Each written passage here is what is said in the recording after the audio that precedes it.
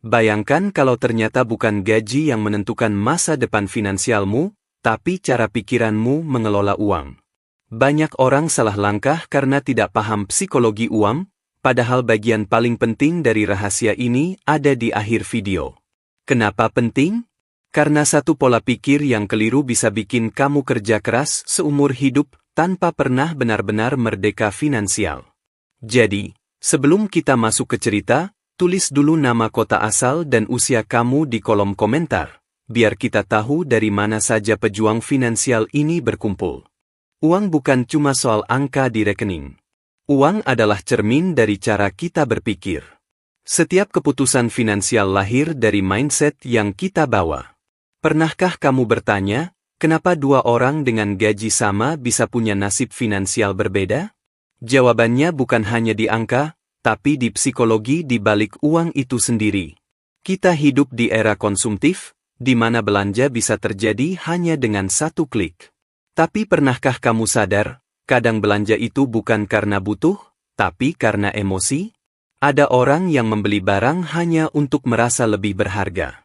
Ada juga yang menghabiskan uang demi validasi sosial.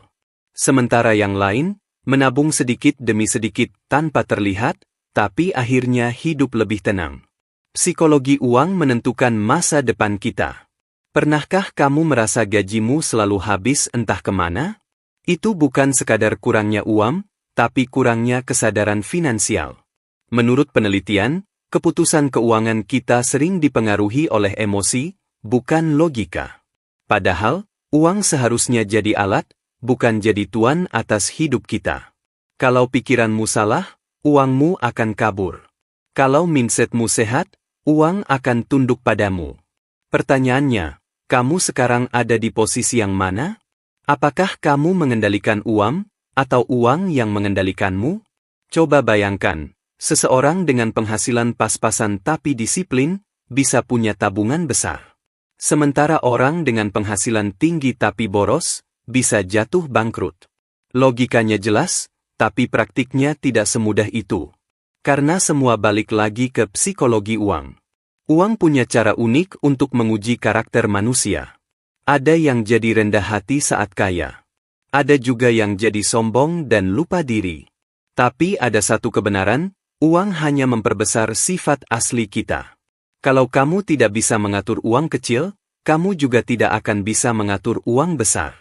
Masalahnya, banyak orang menunda belajar keuangan sampai terlambat. Mereka berpikir, nanti saja kalau gaji sudah besar. Padahal kenyataannya, kalau sekarang saja tidak bisa disiplin, nanti pun akan sama. Pernahkah kamu merasakan penyesalan setelah membeli sesuatu yang sebenarnya tidak penting? Itulah bukti psikologi uang sedang mengendalikanmu. Coba lihat sekeliling, berapa banyak orang terjebak cicilan demi gaya hidup? Berapa banyak yang bangga dengan barang branded, tapi stres membayar utangnya? Ironis, kan? Inilah kenapa pembahasan psikologi uang sangat penting. Karena uang bukan sekadar mata uang kertas, tapi simbol pilihan hidup. Uang bisa membuatmu bebas, atau justru menjadi budak. Dan semua itu ditentukan oleh pikiranmu. Kalau kamu merasa uang selalu kurang, coba tanyakan pada dirimu, apakah benar penghasilanmu kecil, atau pengeluaranmu yang tidak terkendali? Kalau kamu sering merasa cemas soal uang, mungkin masalahnya bukan di angka, tapi di mindset. Bayangkan kalau kamu bisa mengatur uang dengan tenang, hidupmu akan lebih ringan. Bayangkan kalau kamu bisa punya kontrol penuh, masa depanmu terasa lebih jelas. Psikologi uang bukan teori rumit, tapi hal yang kamu alami tiap hari. Setiap gesekan kartu, setiap transfer, setiap keputusan belanja, semuanya dipengaruhi oleh pikiranmu. Dan kalau pikiranmu bisa berubah, hidup finansialmu juga bisa berubah. Pertanyaan besar untukmu sekarang adalah, siapkah kamu mengubah cara berpikir tentang uang? Karena inilah pintu pertama menuju masa depan finansial yang lebih baik. Banyak orang berpikir masalah finansial mereka terjadi karena gaji yang kecil. Padahal seringkali masalahnya ada pada cara mereka mengelola. Mindset yang salah membuat uang selalu terasa kurang. Misalnya, ada kebiasaan membelanjakan uang segera setelah gajian. Seolah-olah uang itu panas di tangan dan harus segera dihabiskan. Pernah dengar istilah, gaji numpang lewat? Itu bukan sekadar candaan, tapi realita banyak orang. Karakter fiksi bernama Rani bisa jadi contoh nyata. Rani bekerja kantoran dengan gaji cukup. Setiap awal bulan, ia belanja online untuk barang-barang lucu yang sebenarnya tidak perlu. Awalnya terasa menyenangkan, tapi akhir bulan dompetnya menjerit.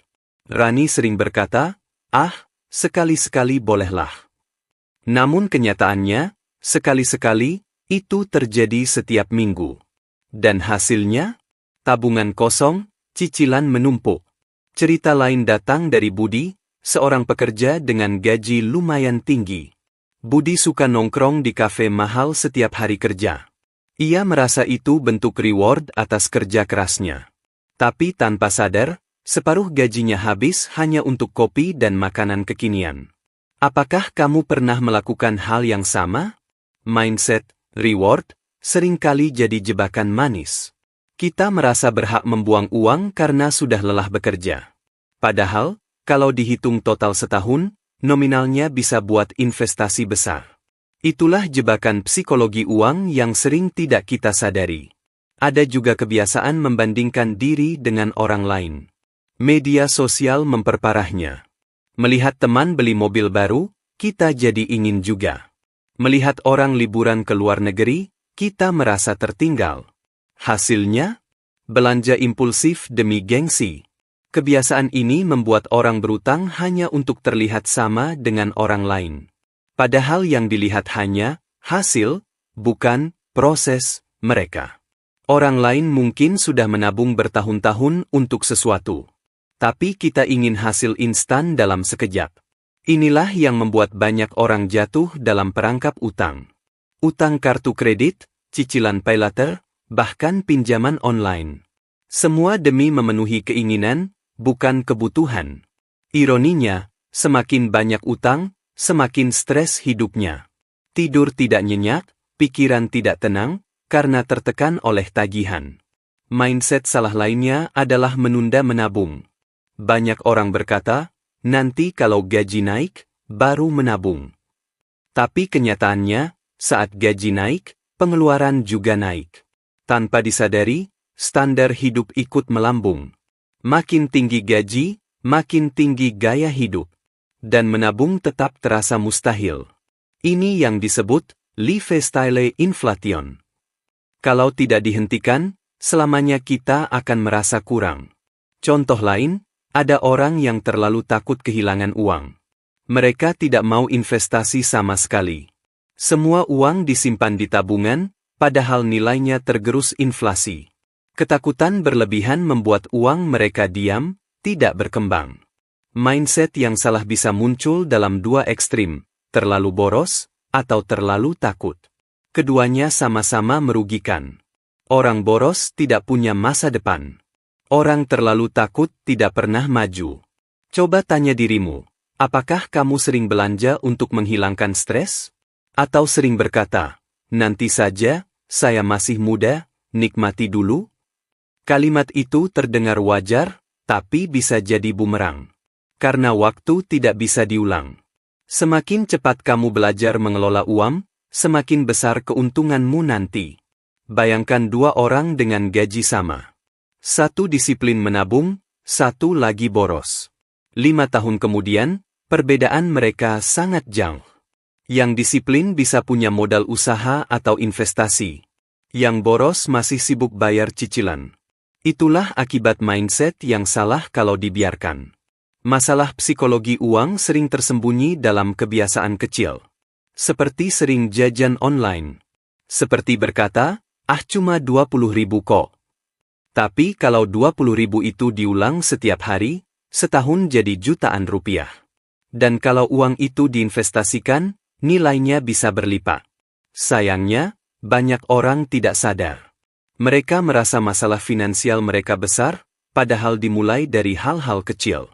Dan kalau tidak diperbaiki, kecil bisa jadi besar. Hidup akhirnya terasa seperti lomba lari tanpa garis finish. Berapapun uang yang masuk, selalu habis. Dan ujungnya, stres. Inilah mengapa memahami mindset salah itu penting.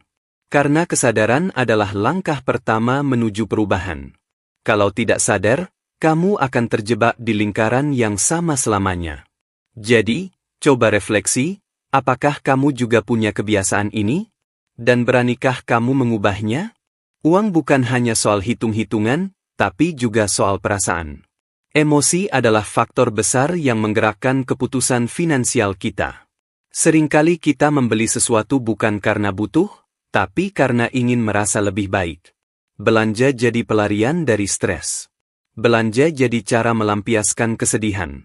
Tapi apakah benar setelah belanja kita lebih bahagia? Sayangnya, rasa puas itu hanya sementara. Keesokan harinya, yang tersisa hanyalah penyesalan. Inilah bukti bahwa psikologi uang lebih kuat dari logika. Ada istilah, retail therapy, yang terdengar lucu. Namun sebenarnya itu tanda bahwa kita membiarkan emosi menguasai uang. Pernahkah kamu merasa euforia setelah gajian? Rasanya seperti dunia ada di tangan. Dan dalam sekejap, uang mengalir keluar untuk hal-hal kecil. Euforia itu adalah bias psikologis yang berbahaya. Saat merasa kaya, kita cenderung boros. Saat merasa miskin, kita cenderung panik. Padahal kenyataan finansial kita tidak berubah drastis, hanya persepsi yang berubah. Inilah jebakan pikiran yang sering merusak keuangan. Selain emosi, ada juga bias kognitif yang memengaruhi keputusan kita. Misalnya, anchoring bias. Kita menilai harga berdasarkan patokan pertama yang kita lihat. Kalau ada barang diskon dari 1 juta jadi 500.000, kita merasa itu murah. Padahal, pertanyaan sebenarnya, apakah kita benar-benar butuh barang itu? Ada juga status quo bias. Kita takut keluar dari zona nyaman. Contohnya, takut investasi karena terbiasa hanya menabung. Padahal menabung terus-menerus artinya uang kalah oleh inflasi. Ada pula confirmation bias. Kita hanya mencari informasi yang mendukung apa yang sudah kita percaya. Kalau kita takut investasi, kita hanya mencari berita buruk tentang investasi. Akhirnya kita semakin yakin untuk tidak bergerak. Padahal banyak orang lain berhasil karena berani mencoba. Psikologi uang juga dipengaruhi oleh pengalaman masa lalu. Kalau dulu pernah gagal, kita jadi trauma. Kalau dulu pernah ditipu, kita jadi tidak percaya siapapun. Padahal, setiap kegagalan bisa jadi pelajaran, bukan akhir segalanya. Sayangnya, banyak orang berhenti mencoba karena luka finansial di masa lalu. Sementara orang lain memilih belajar dari kegagalannya dan maju lagi. Ada juga faktor lingkungan yang memengaruhi kita. Kalau lingkaran pertemananmu konsumtif, kamu cenderung ikut boros. Kalau lingkaranmu suka investasi, kamu akan lebih termotivasi untuk belajar. Artinya, siapa yang kamu ikuti akan menentukan masa depan finansialmu. Jangan remehkan pengaruh sosial ini. Psikologi uang juga erat dengan identitas diri. Banyak orang membeli barang mahal hanya untuk menunjukkan siapa dirinya. Padahal identitas sejati tidak ditentukan oleh merek di pakaianmu, tapi oleh bagaimana kamu mengendalikan dirimu sendiri. Ada juga konsep instant gratification. Kita lebih suka sesuatu yang instan daripada hasil jangka panjang. Makan enak sekarang terasa lebih menarik daripada menabung untuk masa depan. Padahal kepuasan instan sering mengorbankan masa depan yang lebih besar. Kenapa kita mudah tergoda? Karena otak manusia dirancang untuk mencari kesenangan cepat. Tapi kesenangan cepat tidak selalu berarti kebahagiaan jangka panjang. Itulah tantangan dalam mengatur uang. Kamu harus melawan godaan otakmu sendiri. Seperti menolak dessert manis demi kesehatan tubuh. Menolak belanja impulsif demi kesehatan finansial. Psikologi uang bukan musuh, tapi Allah. Kalau kamu bisa memahami cara kerja pikiranmu, kamu bisa mengendalikannya. Dan ketika pikiranmu sehat, keputusan finansialmu juga akan sehat. Jadi, yang harus diubah bukan hanya strategi keuanganmu, tapi cara otakmu melihat uang. Karena uang hanyalah cermin dari pikiranmu. Kalau pikiranmu kacau, uangmu juga kacau. Kalau pikiranmu teratur, uangmu ikut teratur. Kamu bisa memilih, apakah mau terus jadi korban psikologi uang, atau mengendalikannya. Pilihan itu ada di tanganmu setiap hari. Setiap kali kamu mengambil keputusan keuangan, kamu sedang memilih masa depan. Dan sekarang pertanyaannya, apakah kamu siap mengganti pola pikir lama dengan yang baru? Kalau sebelumnya kita membongkar mindset yang salah, sekarang saatnya bicara soal pola pikir baru. Mindset sehat adalah fondasi utama dari kebebasan finansial. Tanpa mengubah cara berpikir, strategi apapun tidak akan bertahan lama. Langkah pertama adalah melihat uang sebagai alat, bukan tujuan. Uang tidak menentukan harga dirimu. Uang hanya memperbesar pilihanmu. Kalau kamu kaya tapi tidak punya arah, hidupmu tetap kosong. Tapi kalau kamu punya arah jelas, uang akan jadi bahan bakar untuk mencapainya. Mindset sehat juga berarti berani menunda kesenangan. Kamu tidak harus membeli semua hal sekarang juga. Menunda bukan berarti menderita, tapi memberi ruang untuk pilihan yang lebih besar di masa depan. Bayangkan seperti menanam pohon. Kalau sabar merawat, kelak kamu bisa menikmati buahnya. Tapi kalau tergesa-gesa menebangnya, kamu tidak akan pernah merasakan hasilnya. Pola pikir baru juga harus fokus pada kebutuhan, bukan gengsi. Pertanyaannya sederhana, apakah aku benar-benar butuh ini? Kalau jawabannya tidak, berhentilah. Kamu tidak perlu membuktikan apapun pada orang lain lewat barang yang kamu pakai. Mindset sehat adalah ketika kamu membeli sesuatu karena fungsinya, bukan karena ingin dipuji. Uang seharusnya dipakai untuk memperkuat hidup, bukan memperlebar gengsi. Selain itu, mindset sehat berarti disiplin pada tujuan. Kamu harus punya tujuan keuangan yang jelas. Apakah ingin bebas utang? Apakah ingin punya rumah?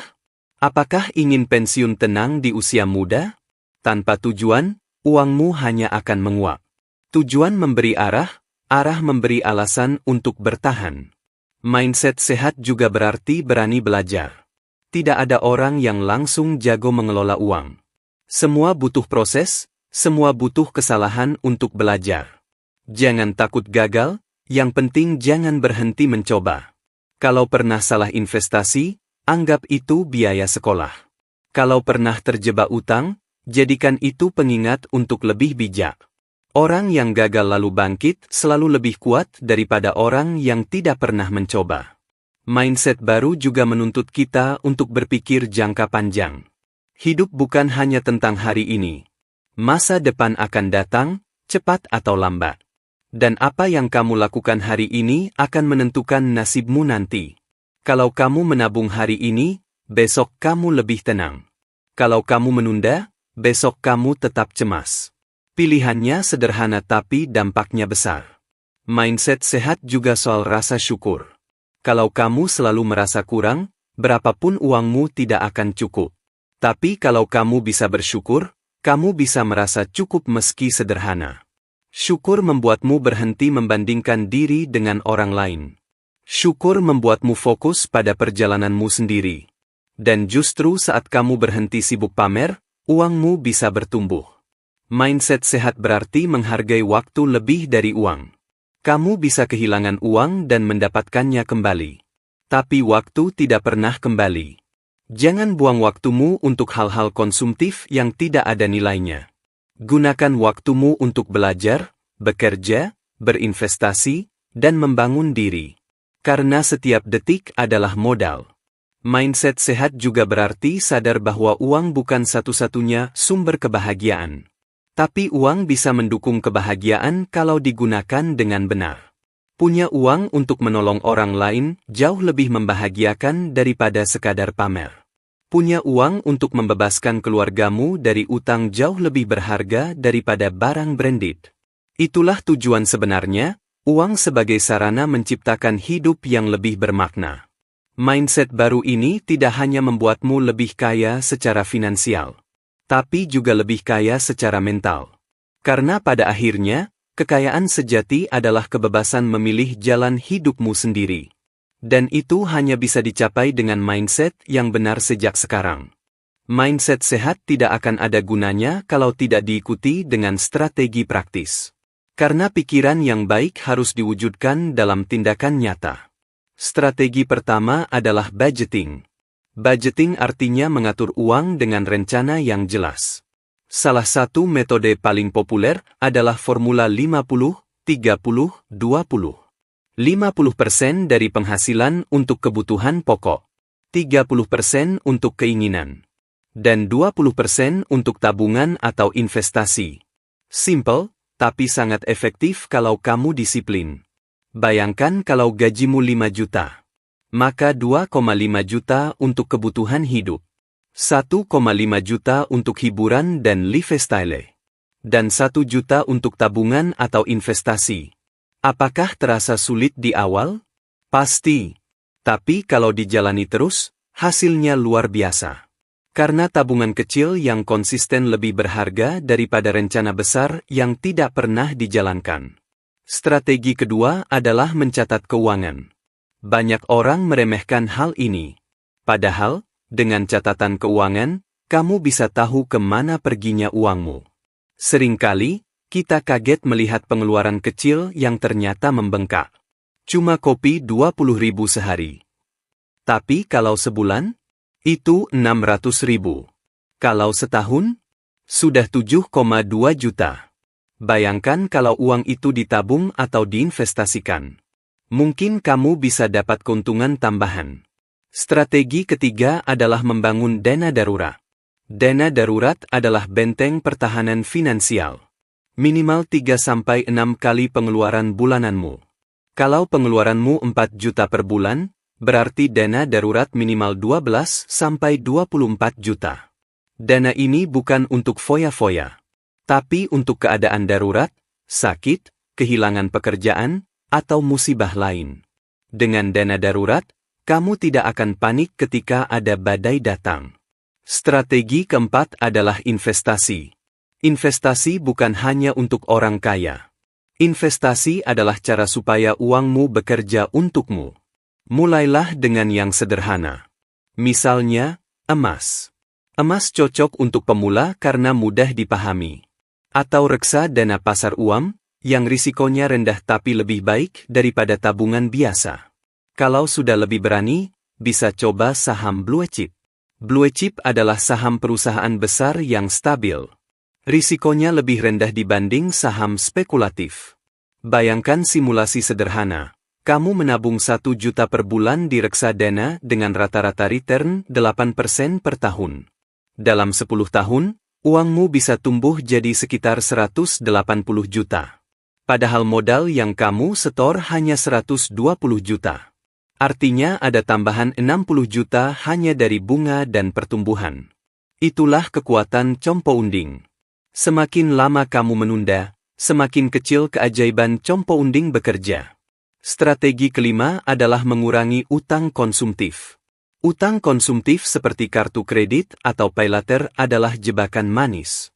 Kalau tidak hati-hati, bunganya akan menggerogoti masa depanmu. Lebih baik gunakan utang hanya untuk hal produktif, seperti modal usaha atau pendidikan. Strategi keenam adalah otomatisasi keuangan. Setiap kali gajian, langsung sisihkan untuk tabungan atau investasi.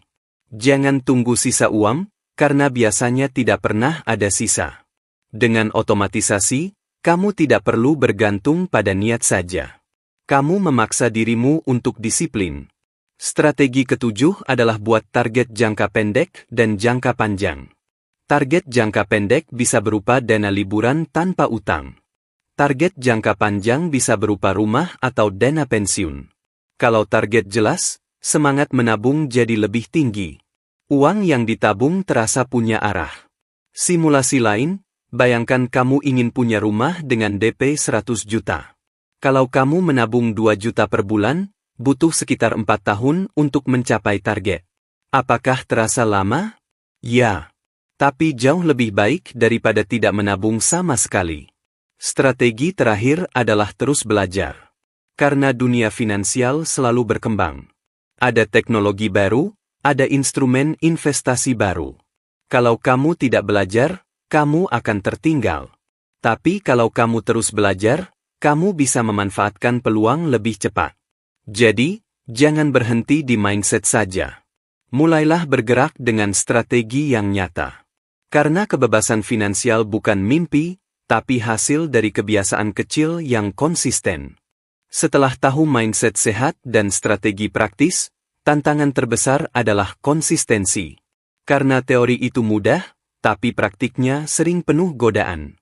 Hambatan pertama adalah belanja impulsif. Kamu tahu rasanya. Scroll online shop, lihat promo, tangan langsung gatal. Padahal sebelumnya kamu tidak butuh barang itu sama sekali. Solusinya adalah menunda 24 jam sebelum membeli. Kalau setelah 24 jam kamu masih butuh, barulah beli. Seringkali, keinginan itu hilang dengan sendirinya. Hambatan kedua adalah gaya hidup konsumtif. Lingkungan modern membuat kita merasa harus mengikuti tren. Punya gadget terbaru, pakaian branded, nongkrong di tempat hits. Kalau tidak, kita merasa ketinggalan. Solusinya adalah sadar bahwa gaya hidup bukan tolak ukur bahagia. Kebahagiaan sejati datang dari rasa cukup, bukan dari barang yang dipamerkan. Hambatan ketiga adalah kurang disiplin mencatat keuangan. Tanpa catatan, kamu tidak tahu kemana uangmu pergi. Padahal mencatat sekarang sangat mudah, hanya dengan aplikasi gratis di ponsel. Solusinya adalah mulai sederhana. Tuliskan 3 hal saja, pemasukan, pengeluaran, tabungan. Kalau terbiasa, catatan itu akan jadi refleksi yang menyelamatkan. Hambatan keempat adalah godaan untuk menyerah. Banyak orang mulai menabung dengan semangat, tapi berhenti setelah beberapa bulan. Karena merasa progres lambat. Solusinya adalah fokus pada proses, bukan hasil instan. Ingat, uangmu bertumbuh pelan tapi pasti. Compounding butuh waktu. Hambatan kelima adalah tekanan sosial. Teman mengajak hangout mahal, keluarga mendorong beli sesuatu, media sosial memamerkan kemewahan. Solusinya adalah berani berkata, tidak. Karena masa depanmu lebih penting daripada kesan sesaat. Hambatan keenam adalah rasa bosan. Mengatur uang kadang terasa monoton. Tapi itu justru tanda bahwa sistemmu sudah berjalan. Solusinya, rayakan pencapaian kecil. Kalau berhasil menabung selama 3 bulan, beri reward kecil yang tidak merusak rencana. Hambatan terakhir adalah pikiran negatif. Seperti berkata, percuma, gajiku kecil. Solusinya adalah ubah fokusmu, bukan seberapa besar gajimu, tapi seberapa bijak kamu mengelolanya. Karena ada orang bergaji besar tapi bangkrut. Dan ada orang bergaji sederhana tapi tenang finansialnya. Semua balik lagi ke mindset dan konsistensi. Jadi, hambatan itu wajar, tapi bukan alasan untuk berhenti. Kalau kamu bisa mengenali godaan dan melawannya, kamu akan jauh lebih kuat. Ingat, uang adalah cermin pikiranmu. Kalau pikiranmu sehat, uangmu ikut sehat. Kalau pikiranmu kacau, uangmu pun kacau. Pilihan selalu ada di tanganmu. Apakah kamu mau jadi korban psikologi uang? Atau mau jadi tuan yang mengendalikan uang? Refleksikan itu sekarang. Karena masa depan finansialmu dimulai dari keputusan kecil hari ini.